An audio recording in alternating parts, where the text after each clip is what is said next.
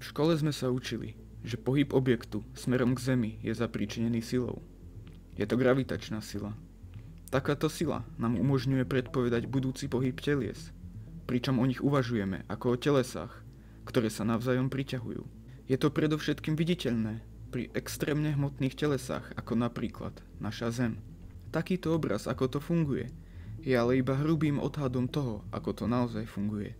A dokonca nevie vysvetliť ani situáciu, keď je sila príliš veľká a obežná dráha je nepravidelná, napríklad tak, ako obieha Merkúr okolo Slnka. V čase Prvej svetovej vojny v roku 1915 prišiel Albert Einstein s novým videním sveta. Precíznejší matematický model na opis, ako padá objekt smerom k inému hmotnému objektu. Podľa Einsteina neexistuje žiadna záhadná sila, ktorá by pôsobila medzi dvoma telesami na veľké vzdialenosti. Je to priestor vo vesmíre samotnom, ktorý sa mení a zakrivuje a pritom spôsobuje, že objekty sa k sebe približujú. Aby sme pochopili, čo sa to vlastne deje, je nápomocné zostrojiť animácie, ktoré nám priblížia, ako funguje jeho predstava a poskytne nám lepšiu intuíciu toho, ako funguje gravitácia popísaná v teórii relativity. A zda najznámejšou interpretáciou, ktorú ste možno doteraz videli, je, že hviezda alebo zemeguľa je položená na kúsok tkaniny alebo inej elastickej látky, čím deformuje priestor prostredníctvom svojej hmotnosti.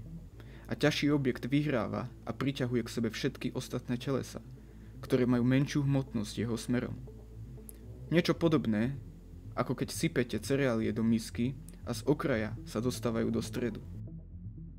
Na prvý pohľad sa jedná o dobré vysvetlenie, jednoduché na pochopenie a príklad s miskou nám dodáva pocit analógie z reálneho života. Taktiež zakrivuje priestor okolo hmotného objektu. Avšak takéto vizuálne znázornenie teórie relativity má svoje muchy a nezachytáva všetky aspekty. Dnes sa pokúsim ukázať vám lepšie zobrazenie všeobecnej teórie relativity, kde túto animáciu upravíme v niekoľkých bodoch.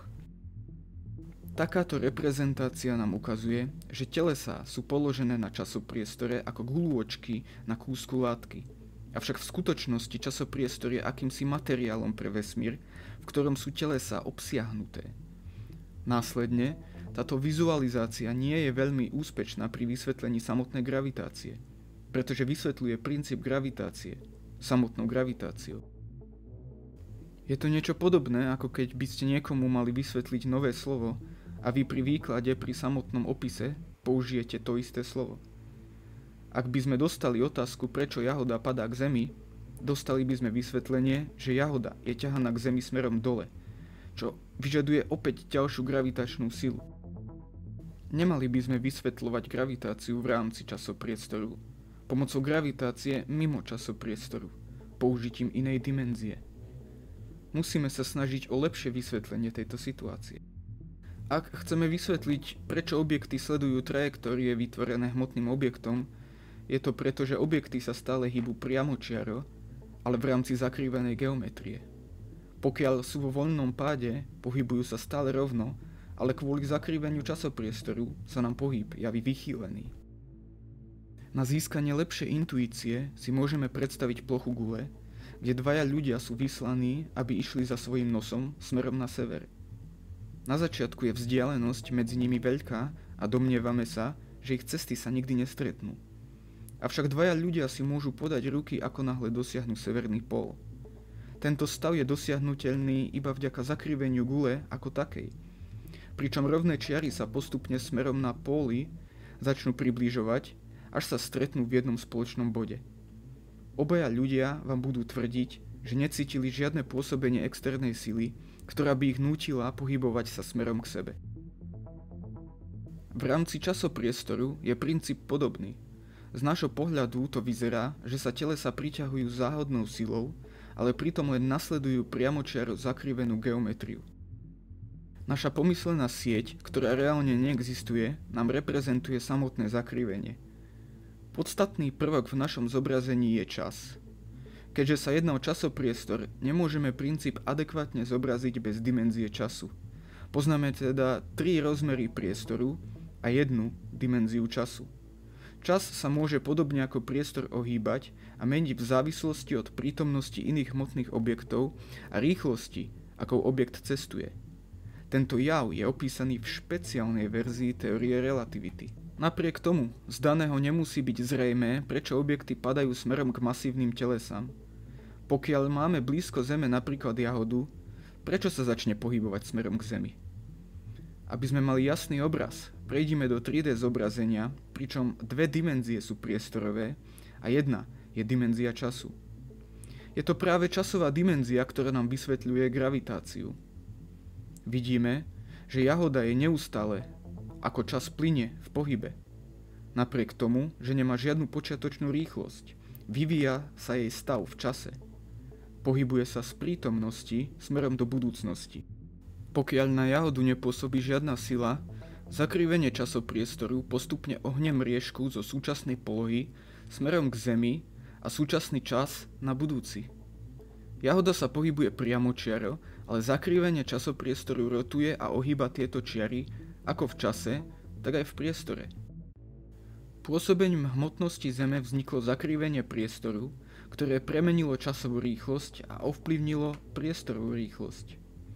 Zakrivenie je to, čo zapríčiňuje, že mriežka sa postupne sťahuje smerom do stredu Zeme a spôsobuje ilúziu zmršťovania. Rýchlosť tohto kvázi zmršťovania je konštantná, pretože hmotnosť Zeme sa v čase nemení a je zároveň neustále opakujúca sa. Nakoniec, vplyvom rotácie Zeme je mierne vychýlená v smere jej rotácie. Hmotné teleso, pretože má veľkú hmotnosť, citeľne deformuje časopriestor, čím mu udáva zakrivenie, čo sa dá vyjadriť ako nekonečné zmršťovanie pomyslenej pavučiny. S ohľadom na túto skutočnosť, teleso, ktoré nie je ovplyvnené žiadnou silou, si zachováva svoj voľný pád.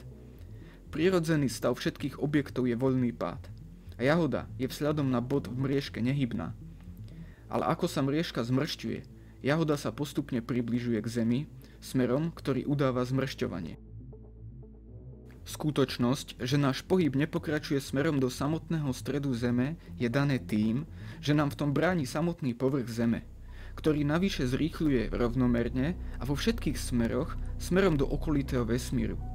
Presne opačne ako je to prirodzené zmršťovanie mriežky.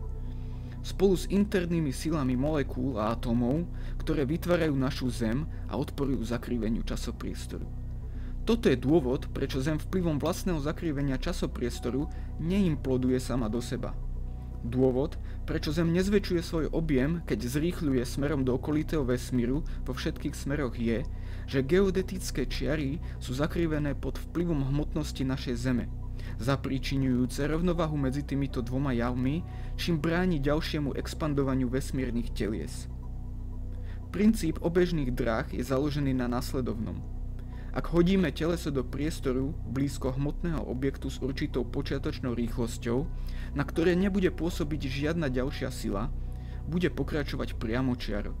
Ale ako sa sieť zmršťuje, teleso sa neustále priťahuje smerom k masívnemu objektu, presne tak, ako Mesiac obieha okolo Zeme, alebo ako Merkúr obieha okolo Slnka.